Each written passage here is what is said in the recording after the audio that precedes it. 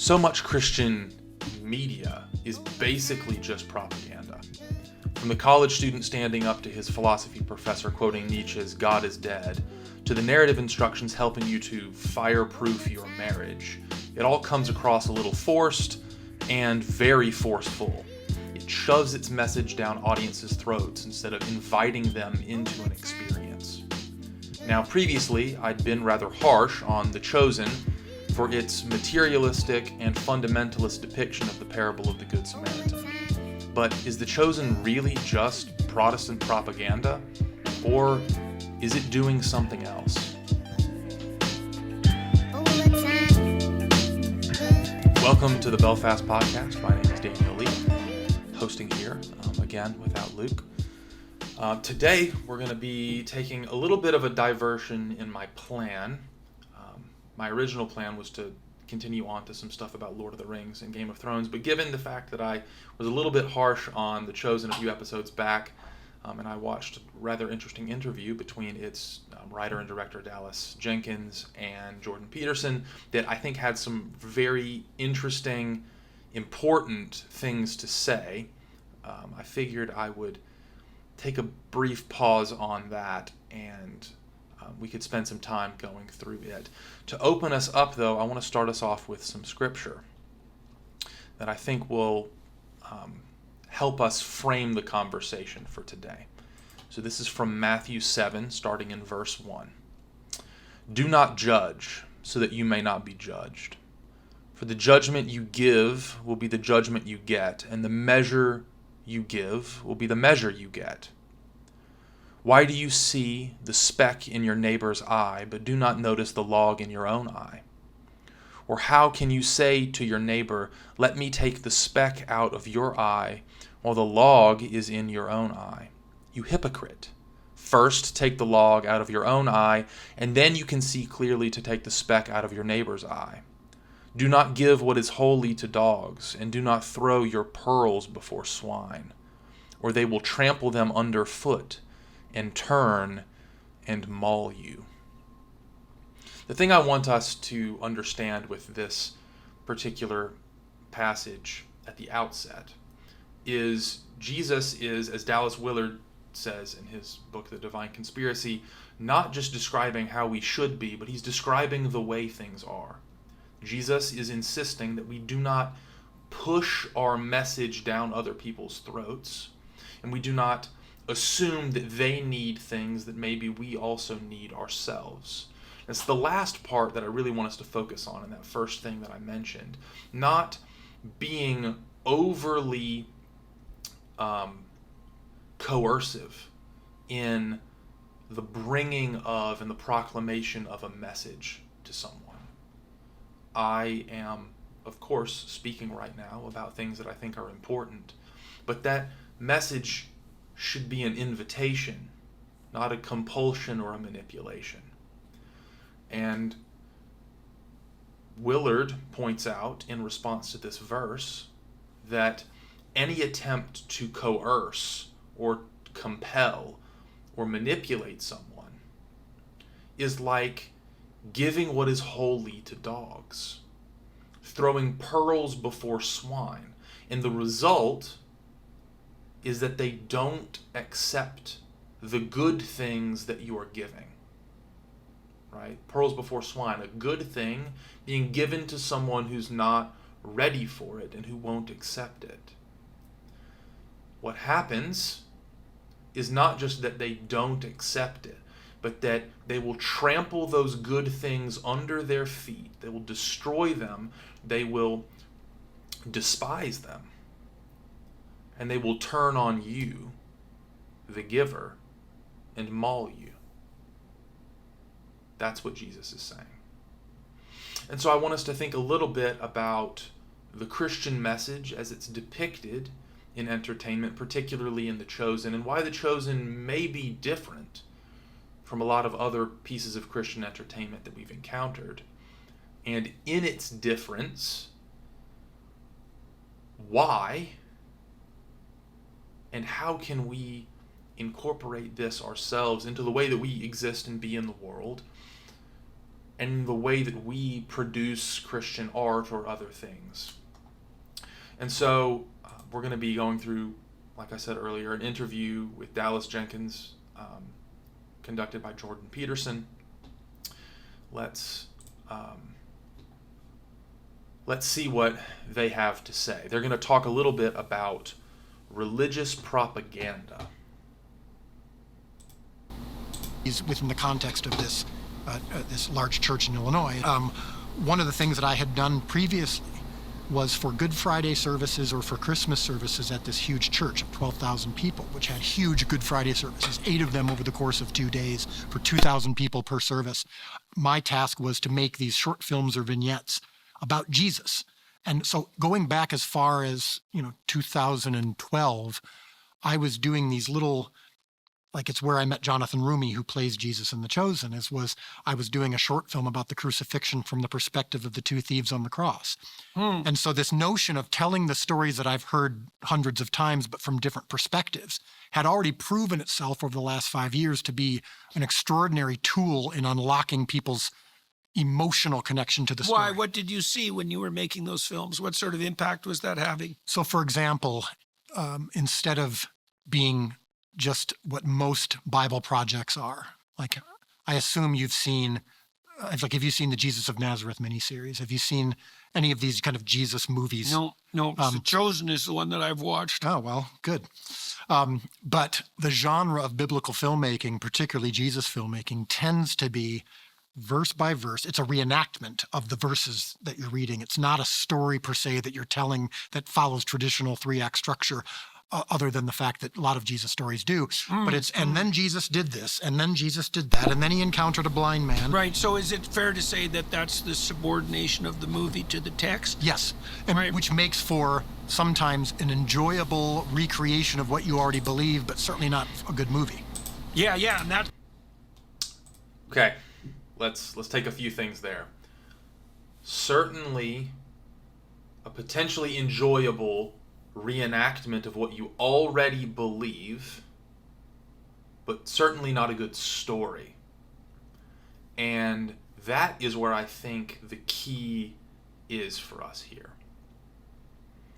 The Chosen, one of the things that it does differently from some of the examples I mentioned in the intro, subtly, like God's Not Dead or Fireproof or something else, is that it's inviting you into a story, not presenting you with a proposition and acting that proposition out in front of you. Those are 2 different ways of being and depicting things. And so, Jordan Peterson's comment, the subordination of the story, of the film, to the text. Now, we're going to get into text, film, art, artistic liberty in a little bit. Maybe in a separate episode. But the thing I want us to notice is that the tension here is about letting a narrative flow versus presenting a propositional message in cinematic form.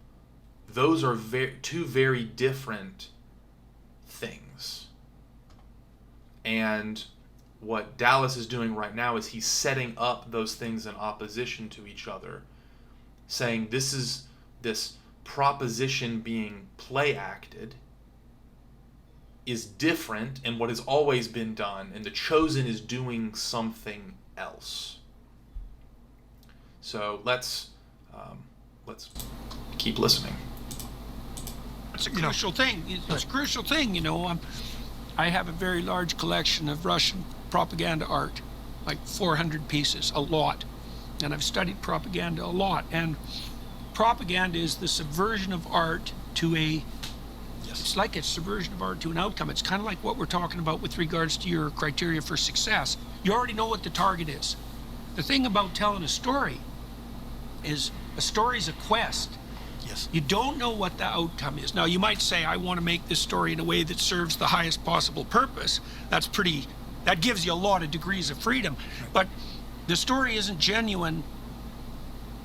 The story isn't genuine like a conversation isn't genuine if you know what the outcome's going to be. Like our conversation here, I don't know where it's going to go, right? I want to let it go where it's going to go.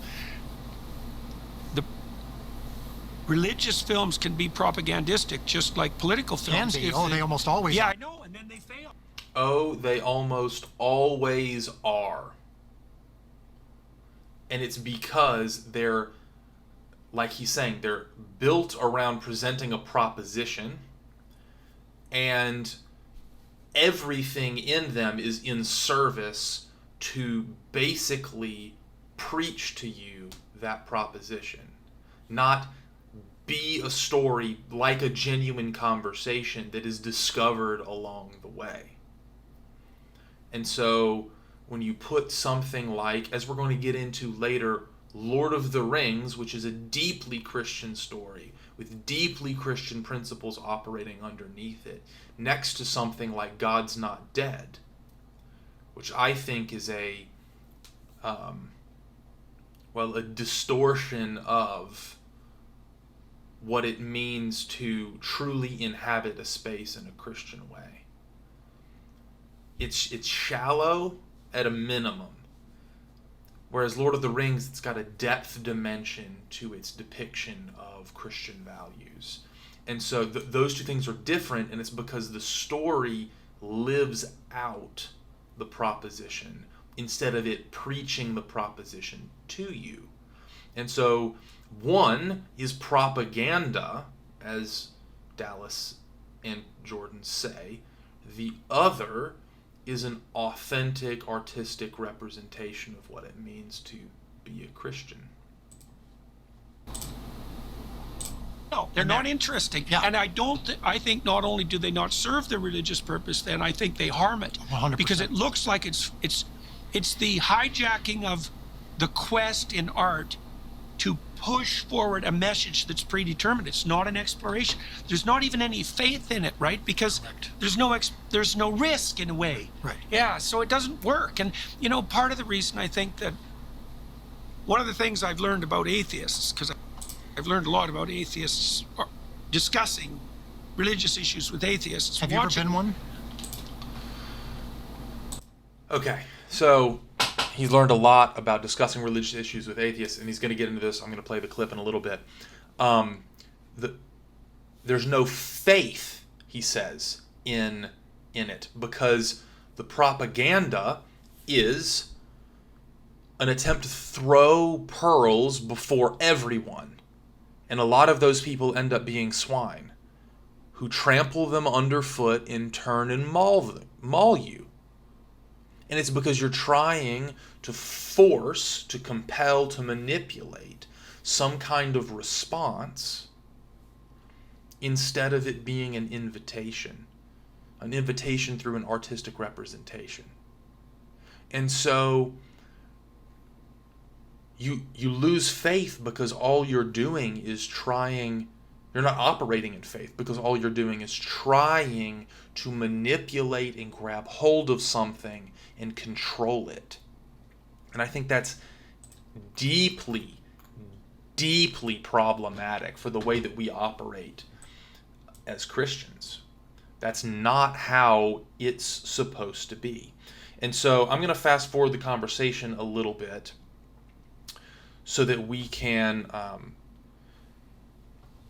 hear a little bit more. I think at some point in the next few clips I'm going to play, he's going to answer that atheist question a little bit more. But his main point, he got interrupted by Dallas asking him, have you ever been an atheist? And he has an interesting response to that.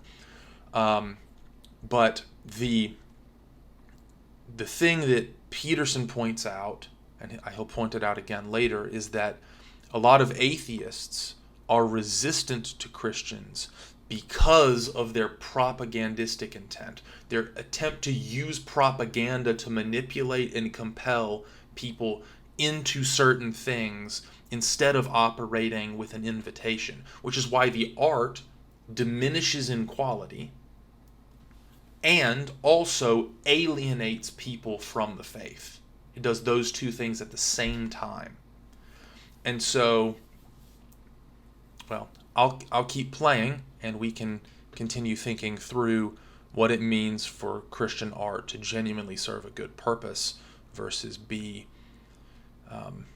a diminished attempt at evangelism.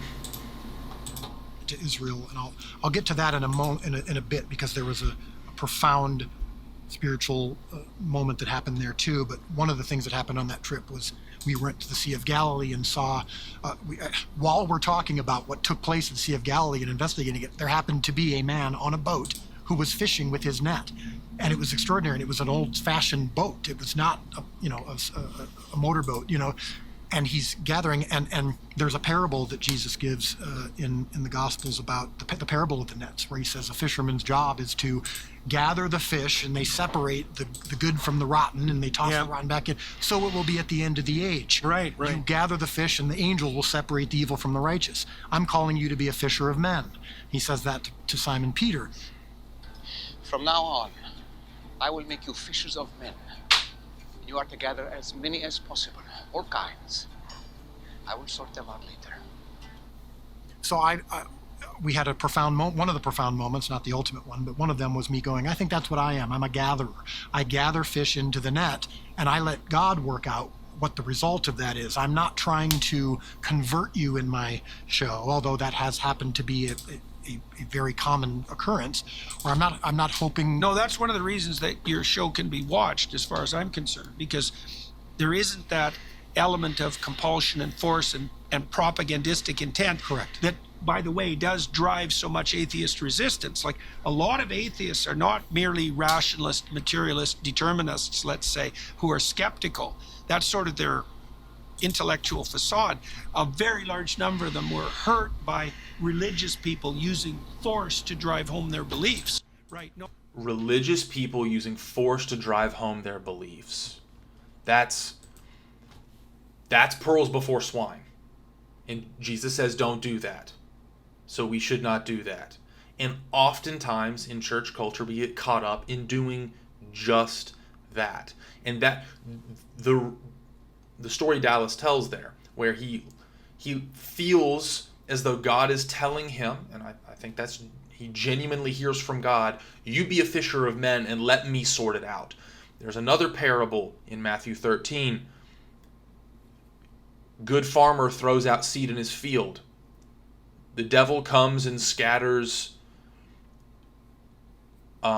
seeds for weeds in the field. And the farmer tells his servants, don't rip up the weeds, because you'll rip up the wheat too. Harvest it all and we'll sort it out later. And I think what Jesus is saying in that parable is basically what the issue is here, in a different way. We're trying to force a harvest to happen instead of letting it happen and figuring the rest out on the other side. And Dallas Jenkins' conviction that God is the one who's going to sort out salvation, and he is just called to give an authentic and genuinely Christian artistic representation, is the reason why someone like Peterson is even able to tolerate, and not just tolerate, but enjoy watching the show. Because it's not trying to convert you, it ends up converting some people.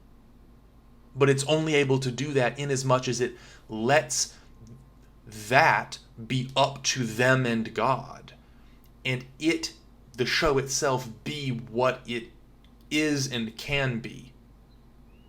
And so not trying to force it to happen ends up being the very thing that lets it happen. And it does what Lewis insists that we should all do. He says a poet is not someone who, I think this is more of a phrase from his biographer, Alistair McGrath, not someone who says, look at that thing, but says, look at things this way. It gives you a perspective to look, instead of forcing facts upon you. So we'll keep going.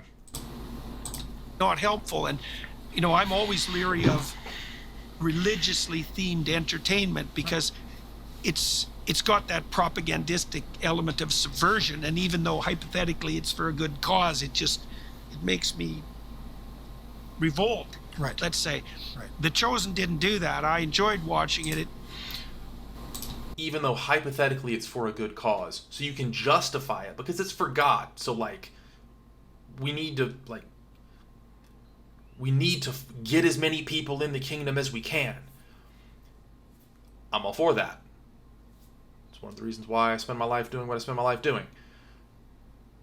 But again, pearls before swine. Forcing it isn't going to make it happen, and oftentimes it produces the opposite result. Partly because it succeeds on the basis of its ability to tell a story. Sure. Which is that, and it's weird that should be the first thing, right? But it has to be. Has to be. I don't think anything can take primacy over the story. It doesn't look like it to me. That's where the feeding of the 5,000 story, again, rears its, I wouldn't say ugly head, rears its beautiful head, because when I'm writing, I'm not thinking about trying to quote unquote convert or even feed 5,000 people. I'm trying to tell a great story. Right. I'm trying to honor God and tell as close as I can the truth of the character and intentions of Jesus in the Gospels. And so that's my job in these. And when I first started doing it with my co-writer, Are you guarding your? Okay, so this is a very tricky question, I suppose. I mean, yeah, all your other questions have been completely. They've just been nothing. I know. Yeah, 2 + 2 = 4. Well, So Peterson makes a really interesting comment, subverting, and I've alluded to this earlier, subverting the story to the goal of presenting a certain message and forcing it on the audience oftentimes reduces the quality of the story itself. And so what he's basically saying there is that the art form itself has to take primacy over the message the art form is depicting. So you can't confuse those categories. If, in fact, the art form itself is wrapped up in the message itself, because the medium is the message, to use an oft-quoted phrase. And so if the medium is the message, the medium should be shaped by the message so that it naturally flows from it instead of artificially. You get that in God's Not Dead, right? Where you have to artificially construct this situation so that, and it is a situation that happens in the world, but then you force certain things to happen so that the message can move forward. Whereas in something like Lord of the Rings or The Chosen, the consequences that take place in the story from the things that are happening naturally flow. And they do that because the story itself is prioritized over the message. And thus it's able actually to effectively deliver the message. And this, I think, is because the transcendentals, the characteristics of God. God is truth, God is goodness, God is beauty. And the good is the true, is the beautiful. All of those things are the same. And so if good equals true and beautiful equals true and good, and I forget which one I left out, if they all equal each other, if you tell a good story that is beautiful, if you focus on making your story beautiful, like Lord of the Rings is beautiful, you will inherently stumble upon truth. And if we as Christians believe that God is the true, the good, and the beautiful, and that all of those things are the same, then we should not be, one, surprised that happens, or two, surprised that in those things we are inevitably pointed ourselves and can point others to God. And so by prioritizing the story over the message is able to speak actually more effectively, and the truth is able to shine through the beauty, not diminish it. When you make truth the God, instead of God being the God, you lose everything else. And that, I think, is the fact that Dallas Jenkins, Force of Habit, is not trying to convert, not throwing pearls before swine, is actually making him more effective. And that's crazy. As I've become more successful, let's say, as a public communicator, a podcaster, the temptation to protect my reputation in relationship to my selection of guests increases. Should I really talk to that person? Right? If I get worried about my reputation, then I'm going to fail, because the wrong thing is driving me forward. All I've been using this podcast for is to talk to people who I want to hear from, so I can learn something. That's it. If I get for you as a Christian, if you get concerned about your reputation as a Christian, you're going to get dull quick. Oh, right. I tell people that all the time. They'll say, "Why do you do this show?" And when I'm sitting in my laptop in my living room, if I'm thinking about this scene will cause YouTube videos to come up like they have over the last several years about me. You can look on YouTube right now and find plenty of videos talking about that I'm leading people to hell because I'm not just, whatever. Or you can find videos that are saying that I'm the greatest storyteller ever and that this show has changed their life. If I start to seek to pursue the latter and avoid the former, then you're done. I'm not making a good story. Well, you can see this is what's happened to Hollywood in relationship to the woke ideology. Right. It's like, as soon as pleasing the woke ideologues becomes the goal, then the stories are like instantly contemptible. Oh, 100%. They're worse than dull. Right. And the people who participate in them are empty. And it just dies. It just, as we've seen. Right. Just. A couple of interesting things there. So, he's not trying to control not just your response, but his own image. This is another thing that's brought up in the Sermon on the Mount. And so in releasing his desire to control his image, what he ends up doing is, again, elevating the story itself, the artistic medium that he's chosen to use. He elevates that above his image, above his message, above all of it. Still aiming at depicting truth. He's not compromising that. But again, seeing those things as a dichotomy is false, like I explained earlier. And so in releasing that, he's able to actually live into making a good story that depicts truth, that has the capacity to actually convert people because of its quality and its lack of propaganda. And then Peterson makes a very astute point, because let's take Marvel Cinematic Universe as an example.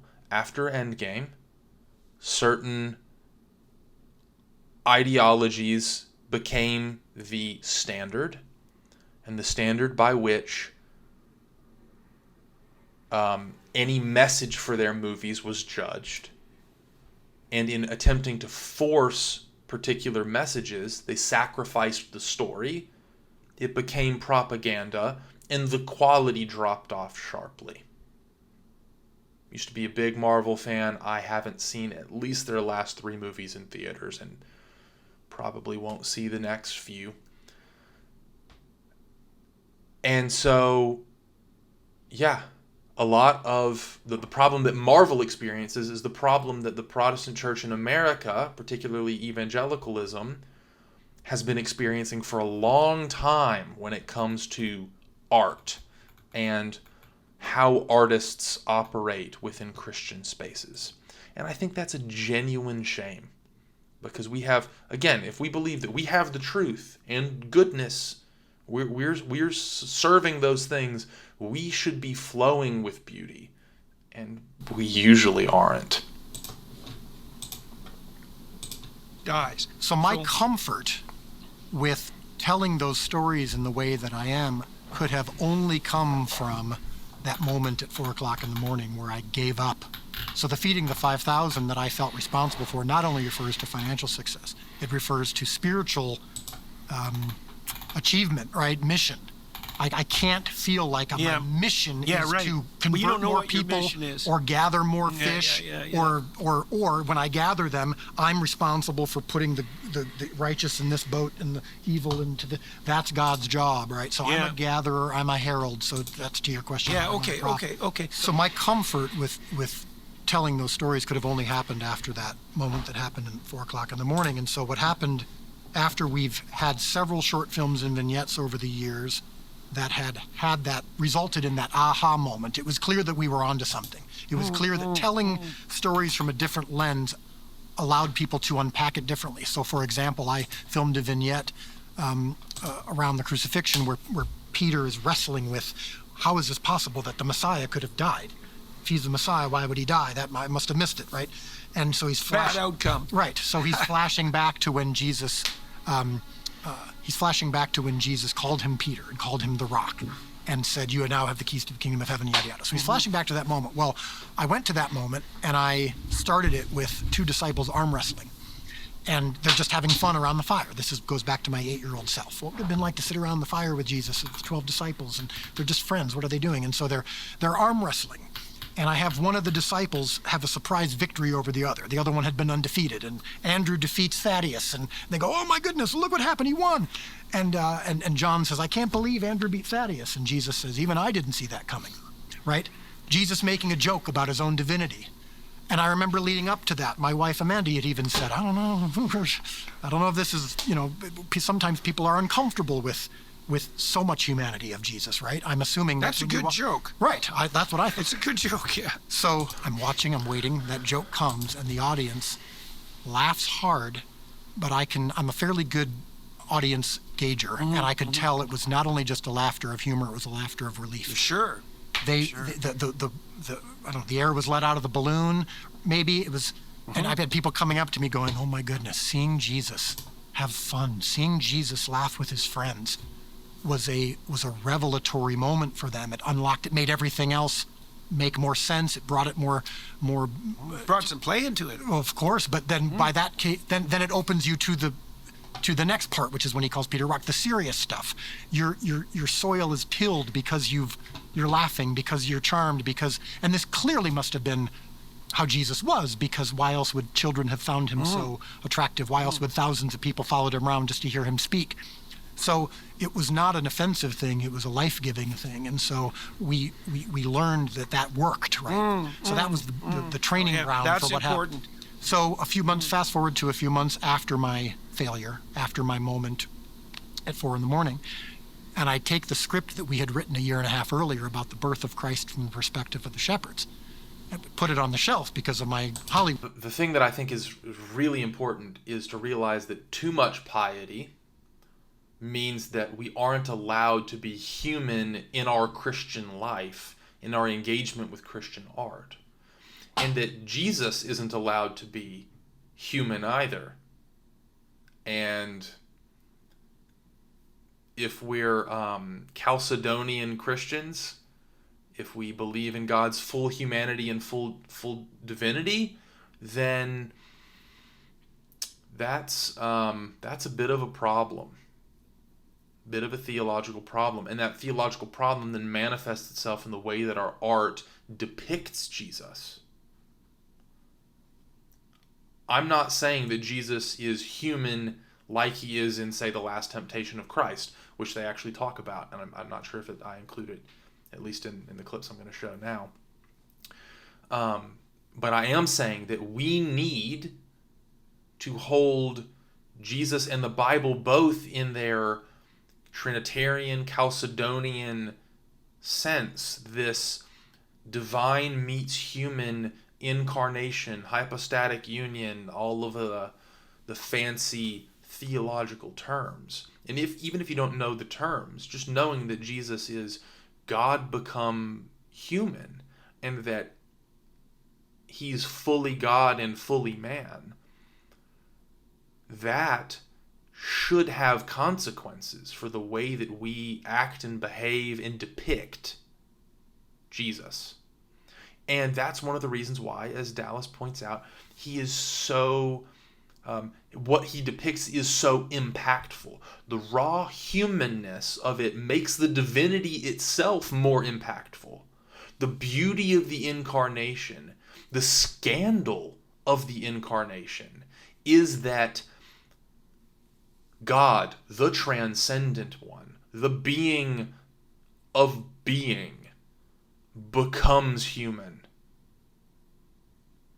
And we have to reckon with that, not just theologically like we have been for 2,000 years, but in our depictions of him too. And so an extremely iconoclastic, rationalistic Protestant Christian is not actually Chalcedonian. They don't actually hold the humanity and the divinity of Christ in proper balance. That's what was decided at the Council of Chalcedon. And in failing to hold that humanity and divinity together, it does become purely religious propaganda. And that is a big problem, as we've been discussing. And so I want us to understand that, among other things, is one of the reasons why I think The Chosen is so successful and is not propaganda, and why we oftentimes in the church stumble into producing propaganda. And yeah, so that's a big issue that I think The Chosen is addressing well. I've skipped forward a little bit, so we're going to hear him talk a little bit about taking Jesus down from the stained glass windows. We had to start all over to figure things out. But long story short, it was clear that when people did watch it, there was a transcendent response of some kind. I mean, it was clear that the emotion of it, the humanity of it. I consider my job to be twofold as a storyteller and as a herald. Number one, it's to take Jesus down from stained glass windows and to take the disciples down from stained glass windows into the formality of religion that sometimes can distance ourselves from Jesus, from a pure relationship with God. Sometimes, we say that, we evangelicals sometimes say religion is about man's attempts to reach God. True relationship with true Christianity is about God's attempts to reach man. Depends on how, when you see the painting of Jesus, of God and the Father and Adam pointing at each other, who's reaching for who, right? And well, Adam is sort of going like this. Yeah. Well, we evangelicals look at it like God's reaching for Adam, and he's accepting it, right? He's receiving it. And so my job is to remove the religiosity of how we oftentimes see God, and we see him in paintings or stained glass windows, and then even when we sometimes watch movies, it still feels like a stained glass window. He's very formal and distant and pious and not funny or not interesting or not charismatic. And so my show is designed to bring Jesus down from the stained glass window or from the statue and remind you that he's a human being in addition to his divinity. Of course, we still see him. So I want to reframe a couple of things, because I think what Dallas is saying is technically right, but I think it's framed. I would actually challenge the framing. I don't think he's taking Jesus down from the stained glass windows. I think he's upgrading the technology of the stained glass window. Stained glass window was originally given in order to be an approachable medium for laity, those who couldn't usually read or read well and couldn't read the texts well, to engage in the story of the Bible. And so I think he's actually giving the stained glass windows a technological upgrade. And because now stained glass windows are super pious, instead of being their original approachable incarnation of the story, he's incarnating the story in a different way. And I think that incarnation is super important, and it's trying to strike the proper balance between Jesus' divinity and humanity. He's not trying to do what the last temptation of Christ did at all. He's trying to give us an authentic Christian story, but one that is shot through, you could say, with genuine artistic care. And that in and of itself, I think, is incredibly important. So emphasizing not just the divinity but the humanity actually magnifies the divinity, I think, to as he says, to a substantial degree. This will be the last clip that I play, and then we'll wrap things up. With the chosen. Sure. So I was, and then I thought, well, do I find this interesting, independently of my religious convictions or lack thereof? And the answer to that was yes. I really enjoyed it, which was really what I was hoping for. You asked me a more specific question. Just, what did you think of the things like Jesus brushing his teeth in a stream, which seem normal, but to an average Christian, they've never thought of it part before. of the insistence, the Christian insistence since time immemorial, was that Christ was fully God and fully human. Yes. So the human part needs to be demonstrated with a commitment that's equal to the divine part. And Chalcedonian definition, it's Jesus' divinity and humanity all wrapped up together in very specific ways, but they're both present. And the fact that most Christian art fails on the human front says something, I think, about our general theological orientation that's bad, that needs to be corrected, and that The Chosen is addressing well. Recently reread Justin Martyr's dialogue with Trypho, his dialogue with a Jewish rabbi. And Justin Martyr was an early church father, one of the very earliest. And in this, one of their main tensions is the incarnation, as you can imagine. The Jewish rabbi is really not comfortable with that. And it's a scandal. It is. But that conviction is firmly held by Justin and needs to be firmly held by us as Christians, that Jesus was human too. And that didn't make him sinful or any less God or anything like that. But it needs to be there, and it needs to be there firmly.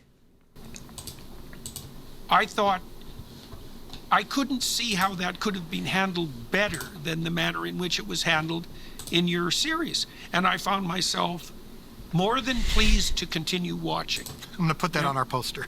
Well, it's a hard... Dr. Jordan Peterson, more than pleased to continue watching. Yeah, well, it was like I said, it was a relief because yes, you avoided all of the cliched temptations of the easily parodied evangelical tradition. Yes. Right? That's a hard thing to pull off. And I also thought this is something else. It's beautiful. Yes. That's seriously important. The cinematography is top rate. The acting is top rate. Like, the quality of the production is extreme, because you can use it as an excuse. You see, another part of the problem with propagandistic religious entertainment is that it's often low quality, and you're supposed to pretend that doesn't matter. You think it doesn't have to be good. So. Well, it's about God. So, how high quality does it really have to be? Right. It's of the highest possible quality. Right. Independent of the religious message. And I thought the acting was great. And independent of the religious message, it has to be of the highest quality because it's about God, not in spite of it. And using its missionary, its evangelistic use as an excuse to diminish the quality of the art is also a very grave sin, because it turns people off as well, turns them away. And so using the holiness as an excuse is usually why secular art's better. And that's quite a problem. Quite a problem. And it's one of the reasons why something like The Lord of the Rings is genuinely good, while a lot of more recent Christian art is not. So anyway, I'm going to leave it there. I think it's safe to say The Chosen's not propaganda. It's good. It's quality. Is it perfect? Does it have its flaws? Yes, it has its flaws. No, it's not perfect, but it's good. And the uncomfortableness that I think some Christians have with it demonstrates their own lack of artistic sensibility, lack of understanding that the good is the true, is the beautiful. And that, I think, is a fundamental problem that we're going to have to address as Christians in the contemporary age. And that's actually what I'm planning on talking about in the next one as I continue looking at some of the things from this conversation. So I'll leave that there, and we will see you in the next one.